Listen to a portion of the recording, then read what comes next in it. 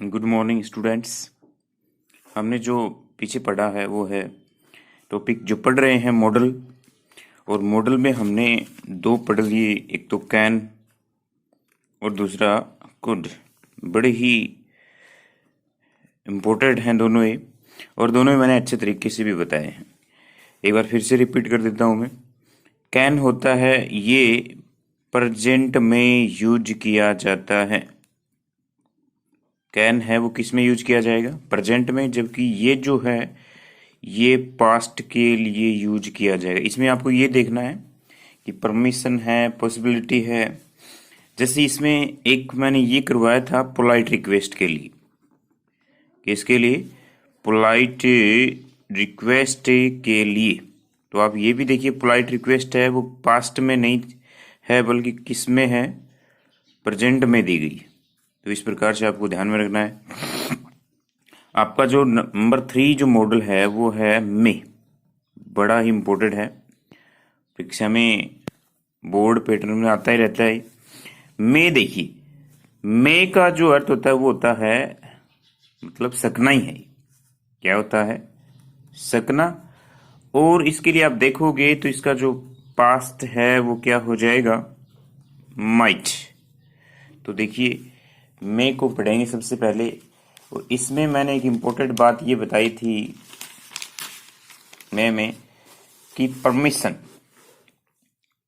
के लिए, पॉसिबिलिटी के लिए। देखिए, पॉसिबिलिटी कुड यूज कर रहे थे।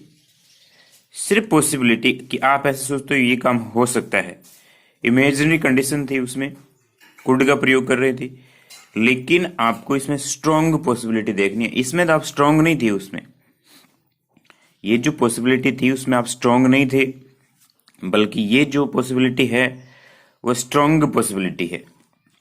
अब देखिए, सबसे पहली जो कंडीशन है वो यही है इसकी कि टू एक्सप्रेस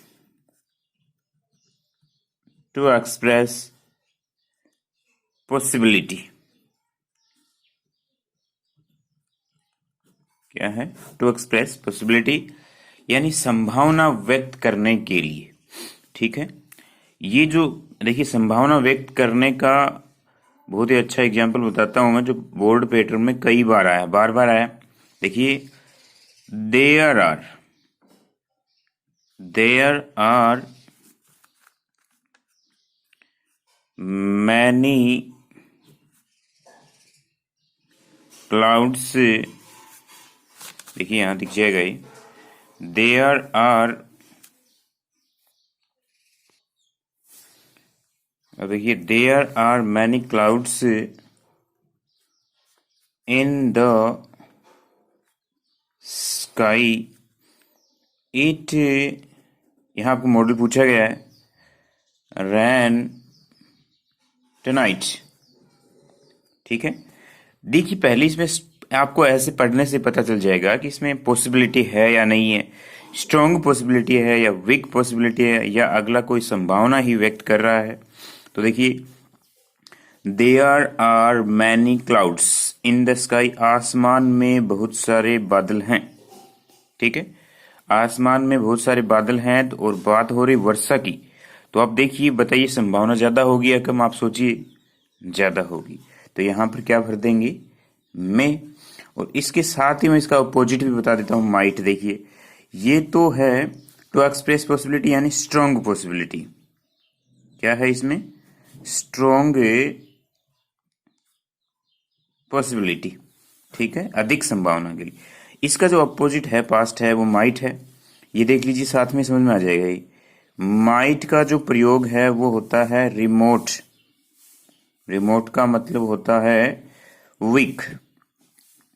रिमोट या वीक पॉसिबिलिटी क्या होती है? रिमोट या वीक पॉसिबिलिटी यानी कम संभावना के लिए। किसके लिए? कम संभावना के लिए। अब देखिए, जैसे यही एग्जाम्पल है, यही चेंज कर दिया, थोड़ा सा पढ़ने में अंतर रहेगा। जैसे ये था, there are many clouds in the sky. अब देखिए आप, मैं लिखता हूं there are no clouds in the sky, it देखिए रैन टुडे। बताइए, थोड़ा सा अंतर है। देखिए आपने एग्जाम्पल पढ़ा होगा या आप एग्जाम्पल पढ़ के गए हैं परीक्षा के लिए, देर आर मैनी क्लाउड्स, और यहाँ देर आर नो क्लाउड्स लिख दिया अगले ने, मैनी की जगह क्या कर दिया, नो कर दिया। There are no clouds in the sky, it might rain tonight या टुडे।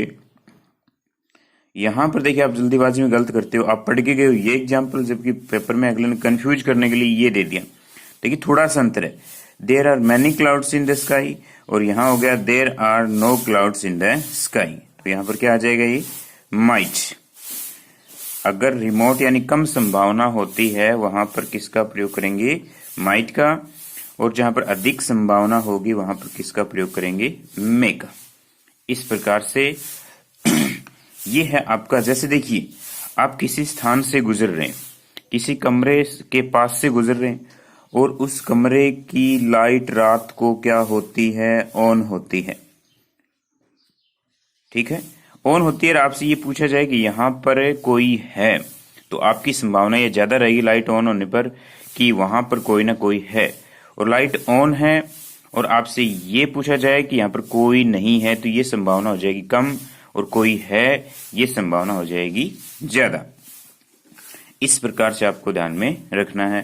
तो ये हमारी पहली कंडीशन होगी, टू एक्सप्रेस पॉसिबिलिटी, यानी कि स्ट्रॉन्ग पॉसिबिलिटी। आप ध्यान रखें, स्ट्रॉन्ग पॉसिबिलिटी। और सिर्फ कुड में आप सिर्फ क्या कर रहे थे, अनुमान लगा रहे थे कि ये गाय सफेद हो सकती है, ये आदमी चोर हो सकता है, इस प्रकार से। तो आप सिर्फ उसमें अनुमान लगा रहे थे, संभावना व्यक्त। लेकिन इसमें आप स्ट्रॉन्ग हो, जैसे आसमान में बादल की बात हो जाए। एक एग्जाम्पल और बताया मैंने, कमरे में लाइट ऑन है और आपसे पूछा जाए कि कोई है, तो वो संभावना ज्यादा रहेगी कि यहाँ पर कोई ना कोई है। इस प्रकार से आपको ये ध्यान में रखना है। मे की दूसरी जो कंडीशन है, पहली कंडीशन हो गई टू एक्सप्रेस पॉसिबिलिटी, दूसरी जो कंडीशन है इसकी वो है टू, ध्यान से देखिए, to express personal wish, hope और फेथ।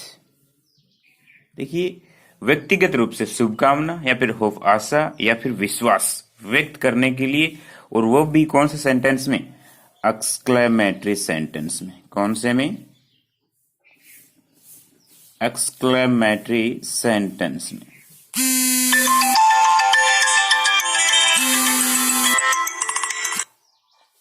वो भी कौन से सेंटेंस में, एक्सक्लेमेटरी सेंटेंस में।